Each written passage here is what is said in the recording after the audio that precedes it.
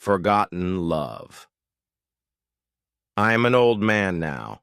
My hair is white and my hands are weak. I sit by the window every day watching the trees outside. The wind moves the leaves softly, and I remember my past. Memories come like waves. Some make me smile and some make me cry. I had a wife. Her name was Sarah. She was kind and beautiful, with a warm smile that made every day brighter. We had 3 children, 2 boys and a girl.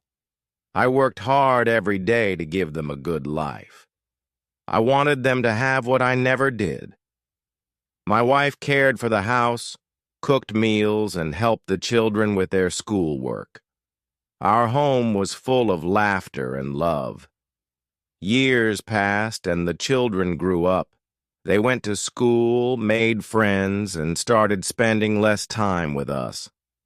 I understood they needed to explore the world, but it still made me sad. Sarah would always tell me, "They will come back. They love us." I believed her. One day, Sarah became sick. She stayed in bed for many weeks. I took care of her, cooked for her, and sat by her side. I told her stories to make her laugh, but she was too weak. She looked at me and said, "Take care of the children.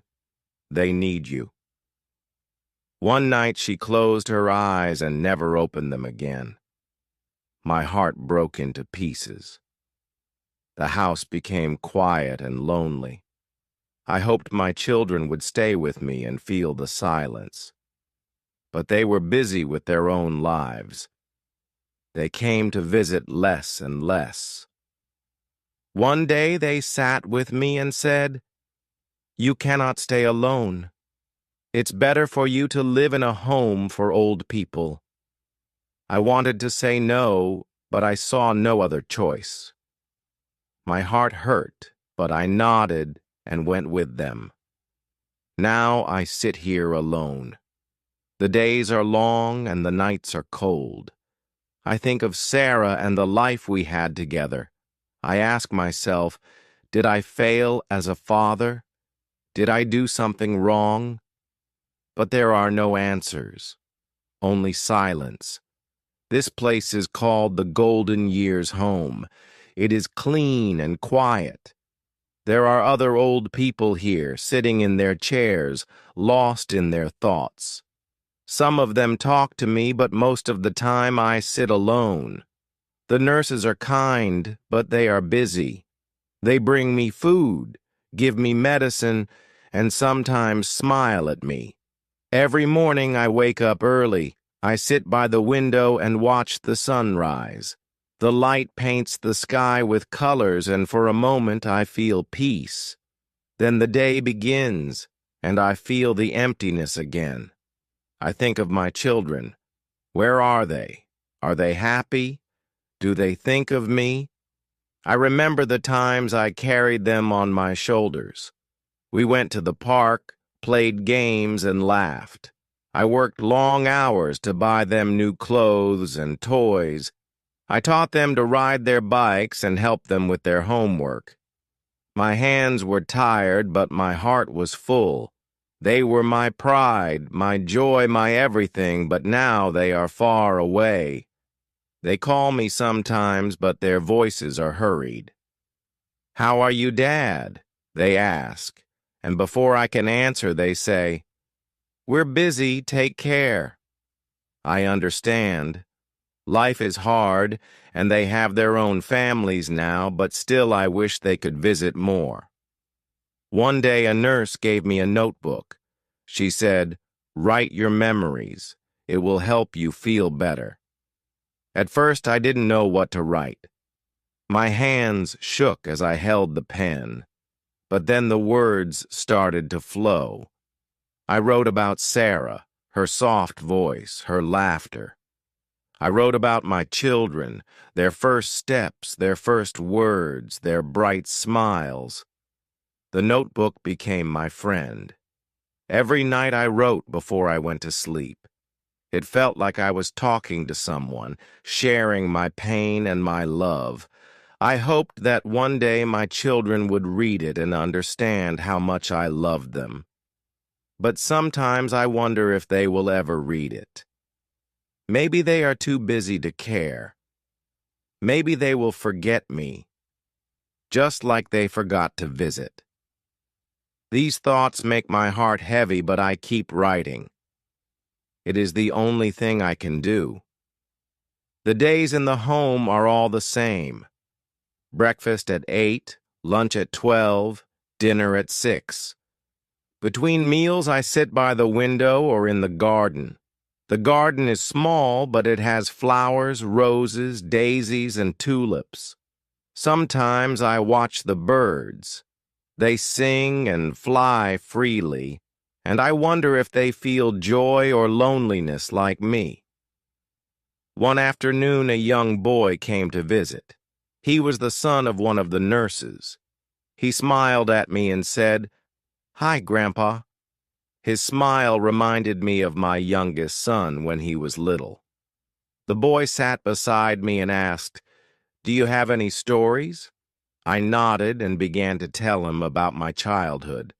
I told him about the village where I grew up. There were green fields, tall trees, and a clear river where we used to swim. I told him about my best friend John, and how we climbed trees and played hide and seek. As I spoke, the boy's eyes grew wide with excitement. For a moment, I felt alive again, sharing my memories with someone who listened. After he left, I felt a strange mix of emotions. I was happy to talk to him, but it also reminded me of my family. I wondered if my grandchildren knew about me. Do they know how much I miss them? Do they know how much I want to hold them? And tell them stories too? One evening I asked the nurse if I could call my eldest son. She handed me the phone, and I dialed his number with shaking hands. He answered after a few rings. "Hello, Dad," he said, his voice distant. I told him I missed him and wanted to see him, he said. "I'll try to visit soon." But his words felt empty, like a promise he didn't mean to keep. That night I couldn't sleep. I stared at the ceiling, thinking of Sarah. She would have known what to do. She always brought the family together, made the house warm and full of love. Without her, everything fell apart. I miss her more than words can say. I held the notebook close to my chest.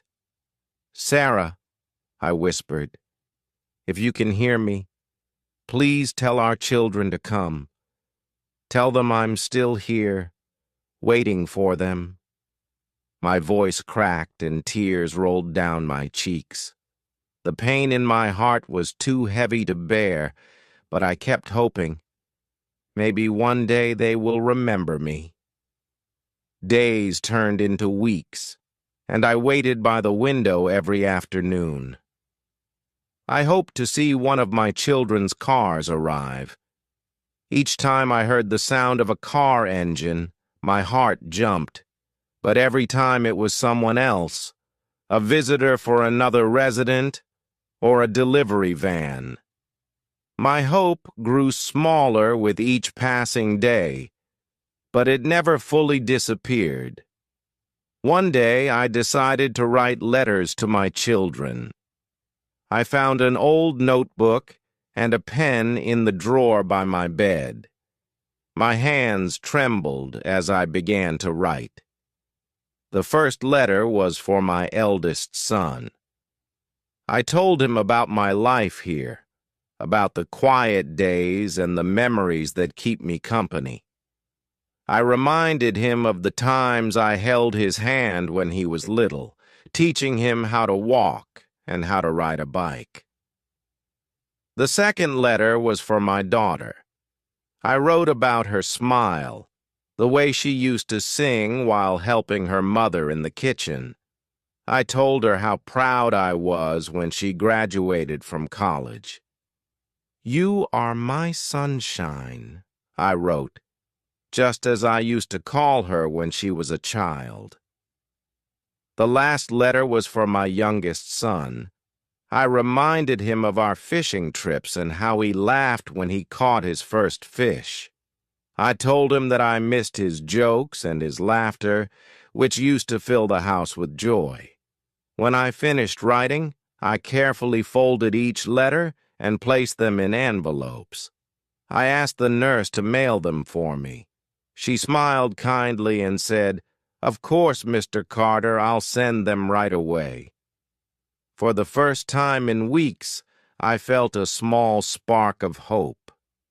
The next morning I went to the garden. The air was fresh, and the flowers swayed gently in the breeze. I sat on a bench and closed my eyes, imagining my children reading the letters. I pictured their faces, perhaps touched by my words, deciding to come and visit me. But days passed, and there was no response, no phone calls, no letters, no visits. My heart ached, but I told myself to be patient. They are busy, I thought. Maybe the letters will remind them. I held on to this thought like a lifeline, trying to keep my hope alive.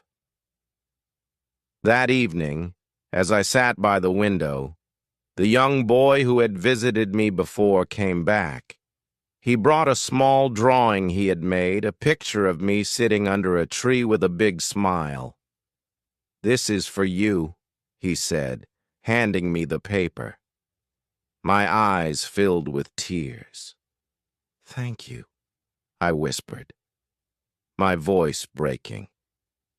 The boy's kindness warmed my heart. It reminded me that even in the darkest moments, there is still light. And though my own children were far away, this little boy gave me a reason to smile, even if just for a while. One morning, as I sat by the window, the nurse walked in with a letter in her hand. "Mr. Carter," she said with a smile, "you have mail." My heart raced as she handed me the envelope.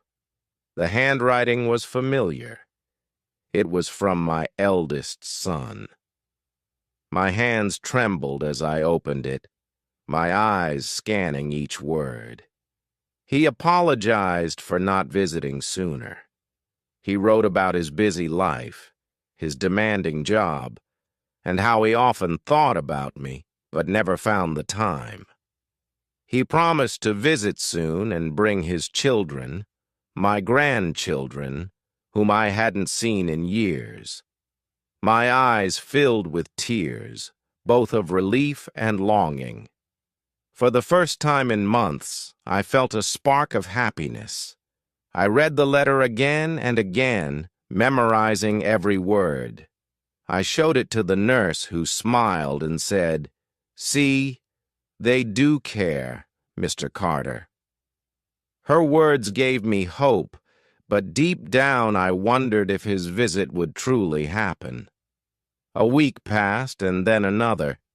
Each day I looked out of the window hoping to see his car. The other residents noticed my excitement and asked me about it. "My son is coming," I told them with a proud smile. Their kind words encouraged me. But as the days turned into weeks, doubt began to creep in.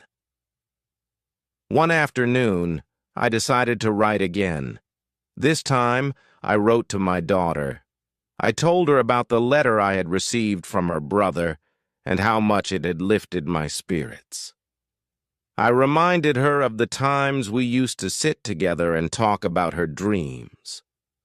"I miss our conversations," I wrote, hoping my words would reach her heart. I gave the letter to the nurse to send, and once again I waited. The waiting was hard, but the memory of my son's letter kept me going. I spent my days in the garden talking to the young boy who often visited. He told me about school, his favorite games, and his dreams of becoming an artist. One day the boy brought me another drawing, a picture of a family standing together under a tree. "This is your family," he said, pointing to the figures. His innocent gesture brought tears to my eyes. I thanked him and placed the drawing next to the letter from my son. The days were still lonely, but the small moments of kindness from the boy and the promise of a visit from my son gave me a reason to hold on. I thought of my wife and how she would have encouraged me to stay strong. "They will come," I whispered to myself each night before going to bed. As I lay in bed, staring at the ceiling, I thought about my life, my family, and the love I had given them. Maybe they will understand one day, I thought.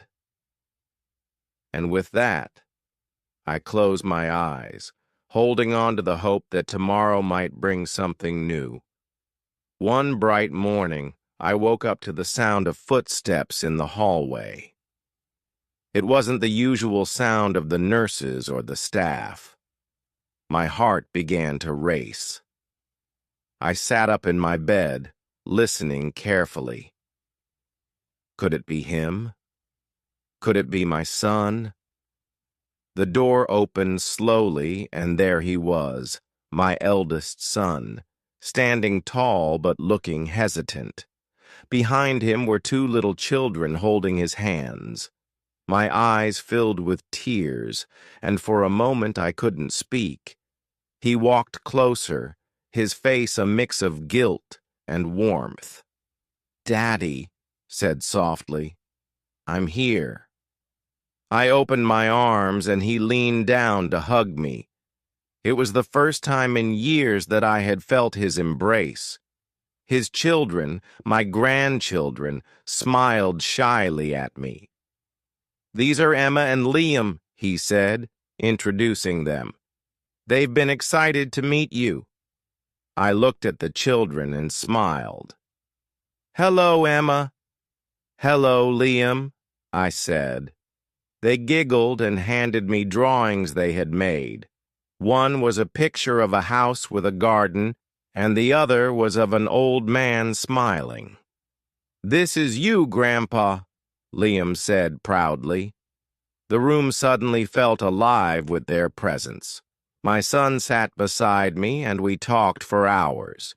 He told me about his work, his family, and how much he missed the old days. I listened, cherishing every word.